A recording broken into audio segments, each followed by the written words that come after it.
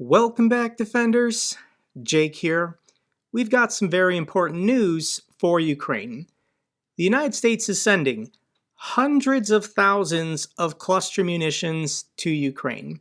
The DPICM cluster shells will help break Russia's stubborn trench networks and keep Ukraine's supply of critical artillery up. Now, this is a very controversial decision. For example, here's the Twitter account War Monitor, and most people following this account support Ukraine.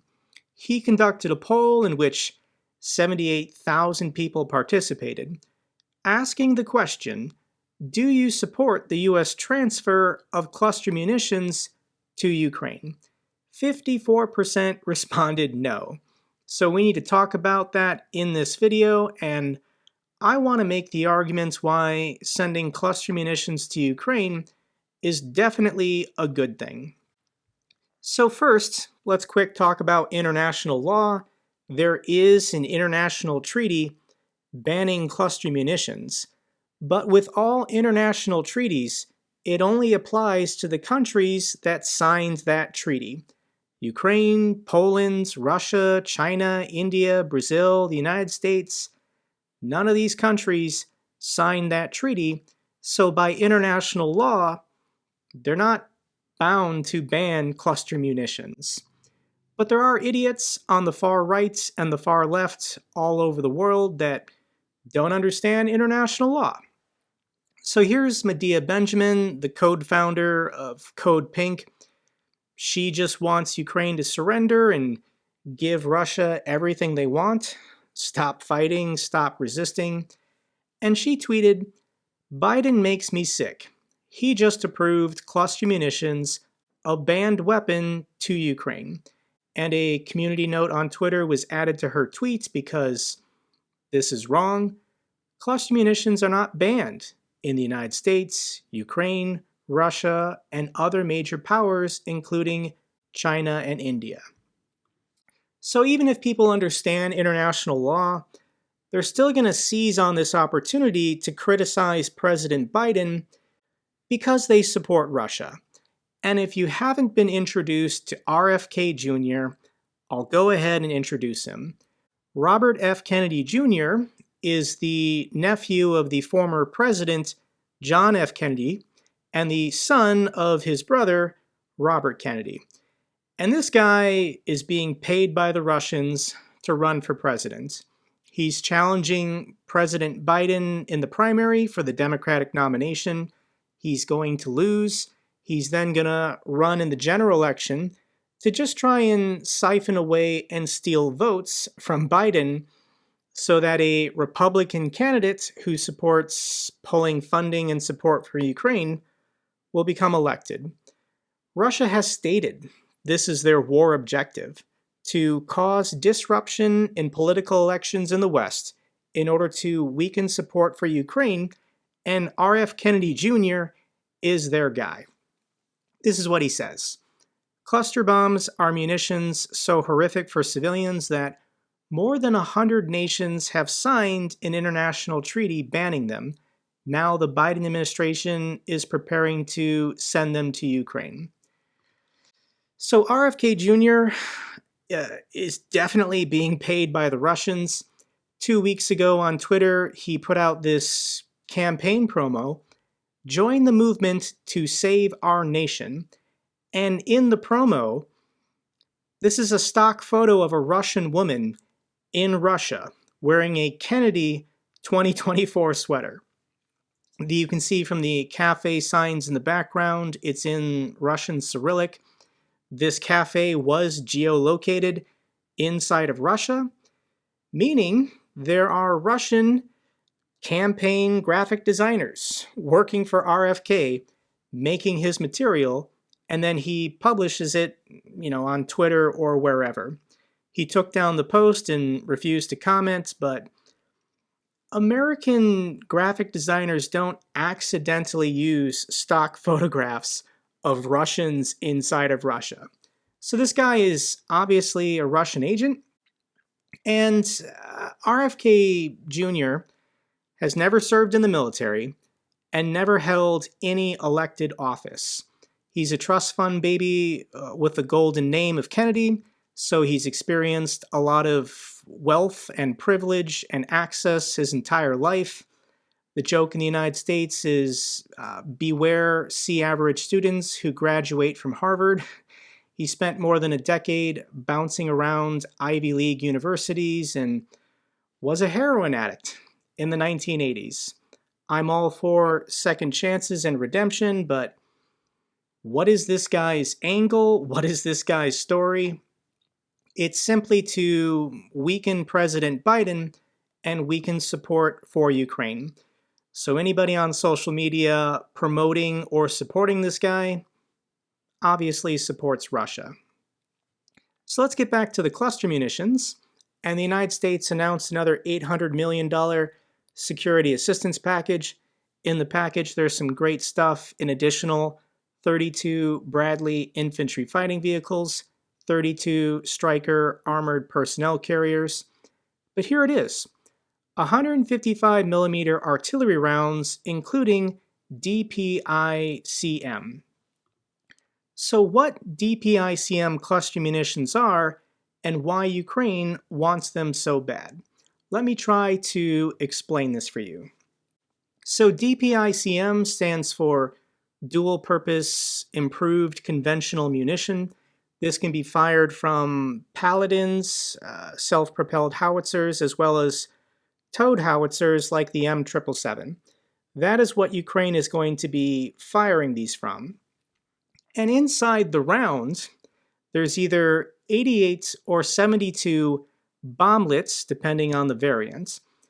And these bomblets are exactly what you think they are. They're basically grenades. They're the same size and power of a hand grenade. Here's the shaped charge with a steel frag case. So a traditional artillery rounds, you can either have it hit the ground for a concentrated explosive effect. If it hits the ground with a surface detonation, fragmentation effects are minimal. If you're in a trench, you can be protected. Artillery shells can also be airburst. You can set a fuse to make it detonate above a certain area to maximize the fragmentation effect. Cluster munitions are an entirely different thing, with 88 or 72 bomblets being scattered over a 100-meter range. This is just a devastating effect for vehicles, equipment, and personnel. Steel rain. So here is Defense Minister Reznikov's announcement and justification for using cluster munitions. I want to read this because I feel like it's very important. We welcome the decision of the U.S. to provide Ukraine with the new liberation weapons that will significantly help us to deoccupy our territories while saving the lives of Ukrainian soldiers. Under Article 51 of the UN Charter, Ukraine has a universally, internationally recognized right to self-defense, and thus we have been officially requesting these types of munitions for a long time. I would like to stress that in exercising our inalienable right to self-defense, we will continue to strictly comply with all international humanitarian conventions signed and ratified by Ukraine. So they're emphasizing that Ukraine is not breaking any international treaties, any international laws. They're complying with international law. So Reznikov does clarify where and when these cluster munitions will be used. They will not be used on the territory of Russia. They will not be used on any cities or urban areas in order to protect their own civilians. That's ultimately what this is about, saving and liberating Ukrainian lives. In addition, wherever they use cluster munitions, they will carefully keep records where these bomblets might have been scattered. The concern with cluster munitions is that when all the bomblets deploy, they don't all detonate. Some will just lay around, where civilians potentially years later could stumble upon them it could detonate, and it could harm civilians. So Ukraine is committed to tracking where they will use these cluster munitions, and when the war is over, they will clean up and search for these unexpended bomblets after the war. But here's the problem with people arguing that cluster munitions shouldn't be used because of the risk to civilians.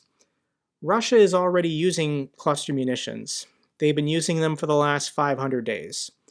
And Russia's dud rate can be upwards of 30% because Russia sucks at making weapons.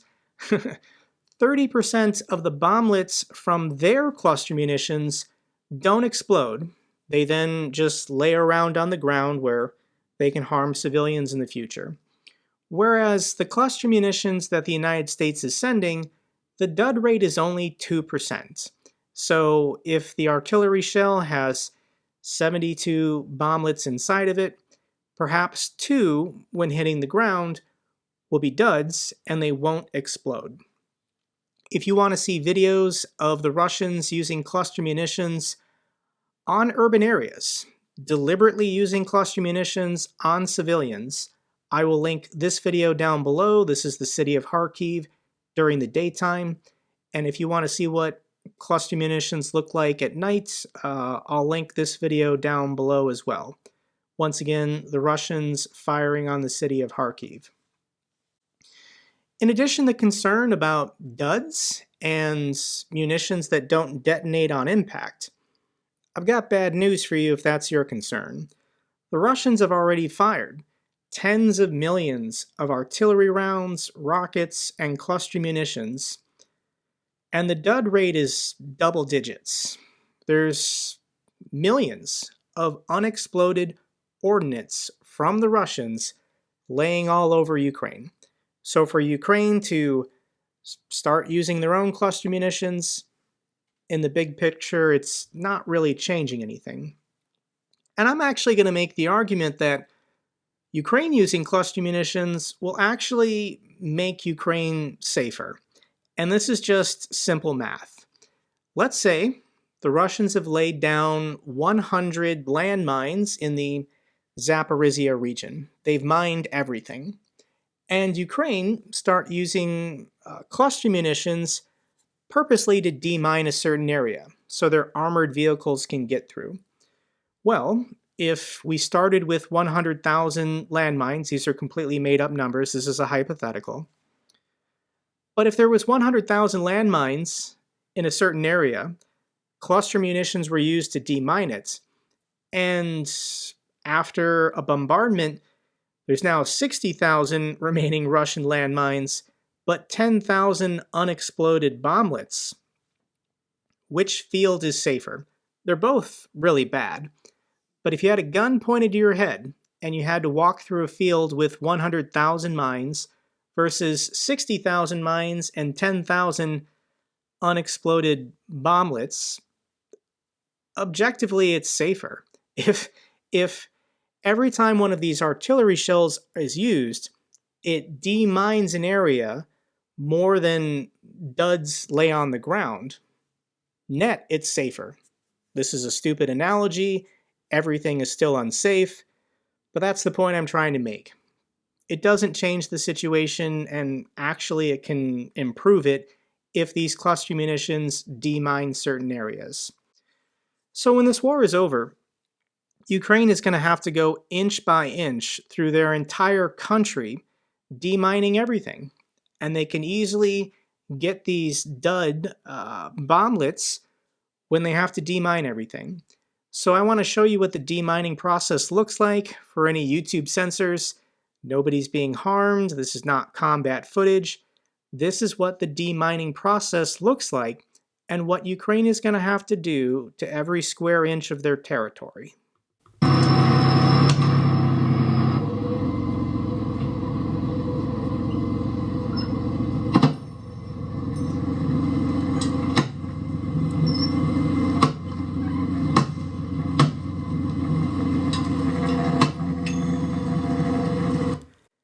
So there you go.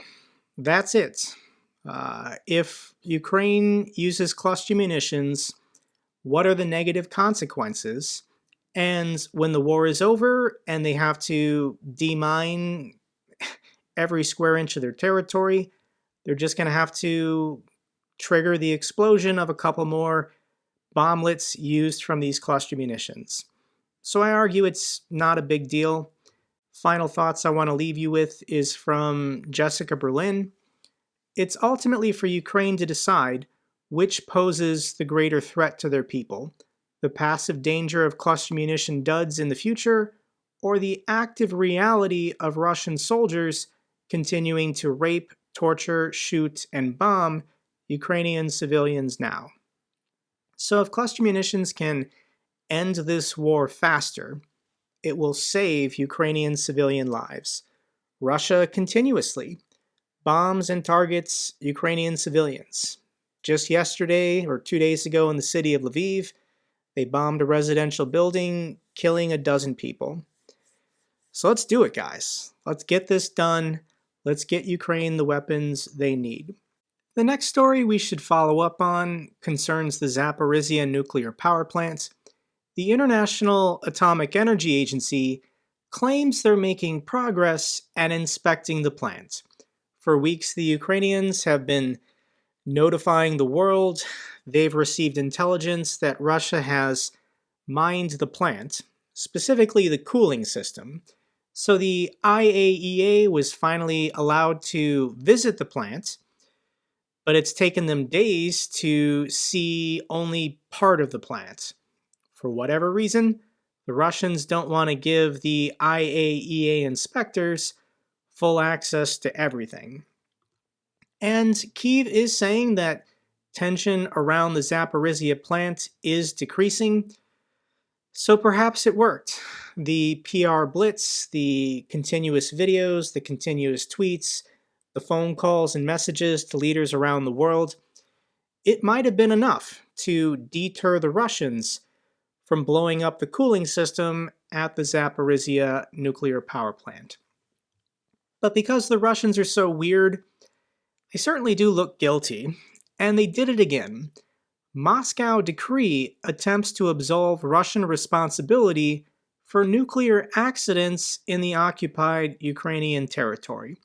The decree, published on the website of Russia's Supreme Court, says it is aimed at ensuring the safety of nuclear power facilities in the occupied territories. This decree outlines three main decisions. Russia's nuclear agency, Rosatom, will hold no legal responsibility for nuclear accidents in the annexed regions. Any citizen of Russia who is affected by such an event has no right to financial compensation, and there will be no investigations carried out for any nuclear accident in the Russian-occupied territories over the next 5 years. How do any of these things ensure safety at a nuclear power plant in the occupied territories? All of this just looks like BS so that nobody asks questions, nobody can go to court, and nobody will know the truth if there's an accident at the Zaporizhzhia nuclear power plant. It's so stupid, and the Russians are so bad at this. If you didn't see my last video, what happens if Russia destroys the nuclear power plant, I highly recommend checking it out.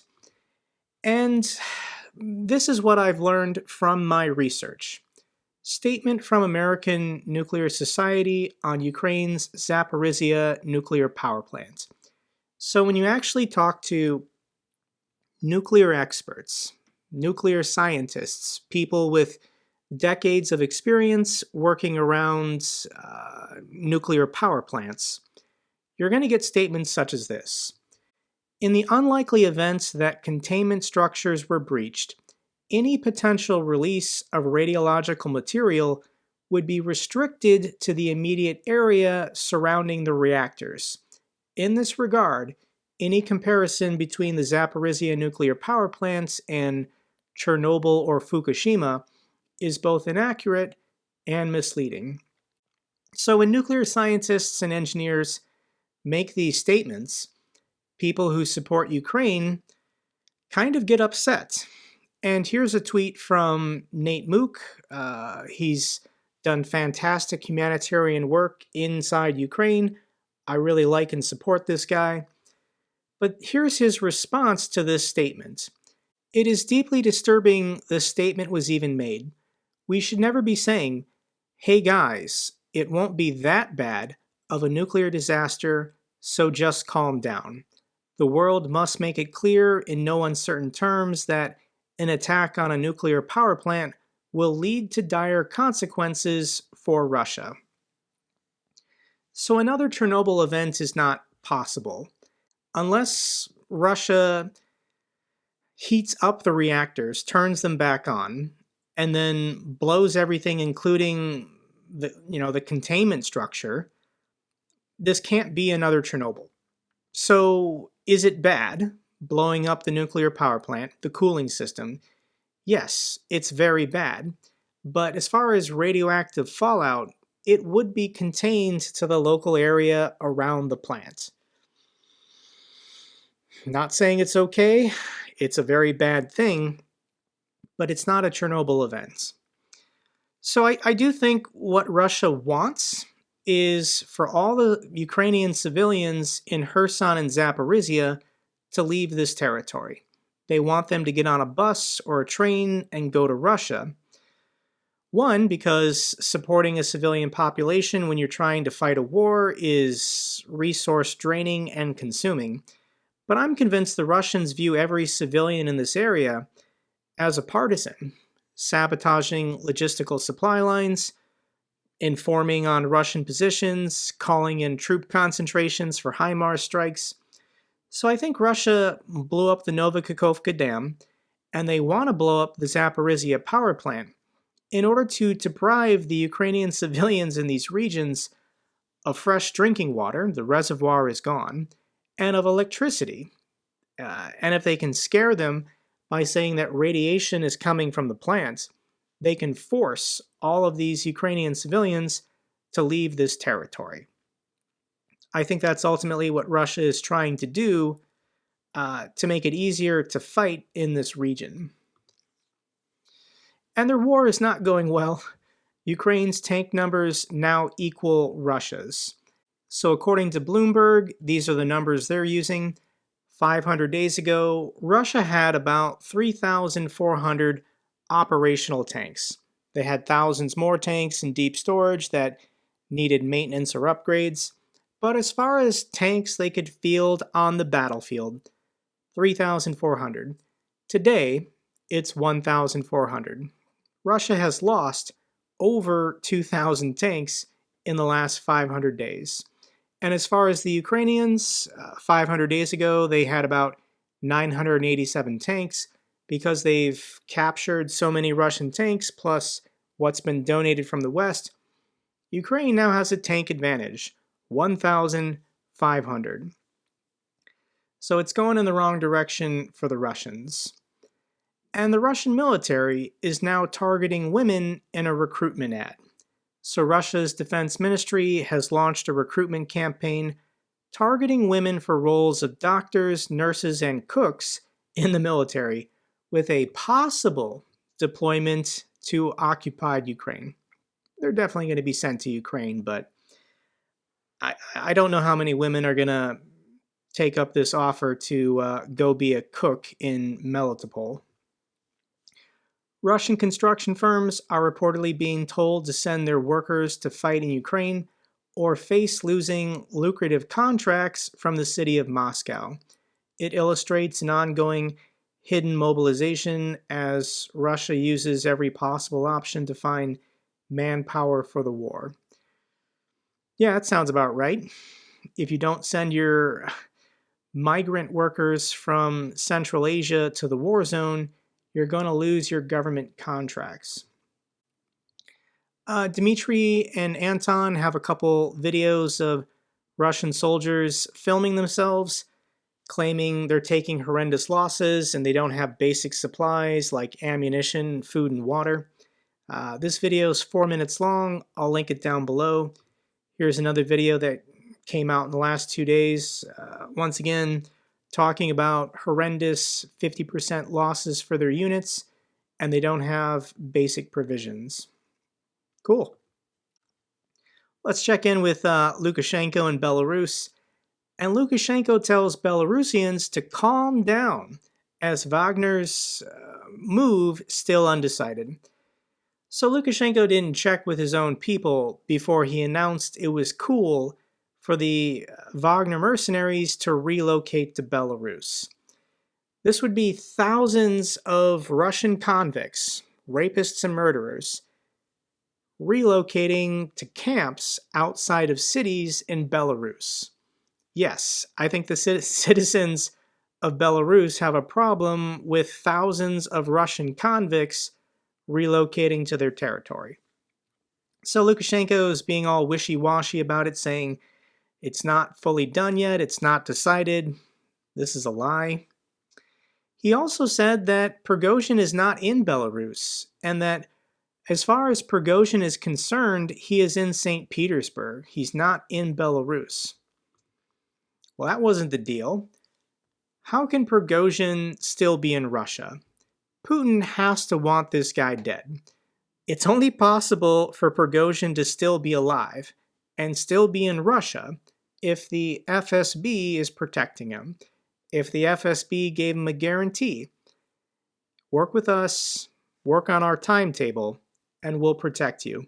Even though Putin wants you dead, we'll just tell him whatever we need to tell him to manage him. But the FSB has future plans for Prigozhin. And Russian state media isn't doing a good job discrediting him. 2 days ago, they released all this video of the raid of Prigozhin's offices and Prigozhin's home, and they're getting the reaction from ordinary Russians. And they're saying Prigozhin is so handsome, joking about Prigozhin's extensive collection of fake outfits, fake disguises, wigs, and beards. And the internet has been having a field day with this, guys. I love the memes. Somebody Legoized all of Prigozhin's disguises. Here's the Spider-Man meme with all the different Prigozhins. And sure, why not? Into the Prigozhin-verse. This is a meeting of all of the, what's it called? The multiverse of Prigozhins. Okay, that's all we got. Final clip I have for you is a Ukrainian defender showing you his new cooking pan. А чем ты тут занимаешься? Мою сковородочку, она такая идеальная. Да, ивасиська называется.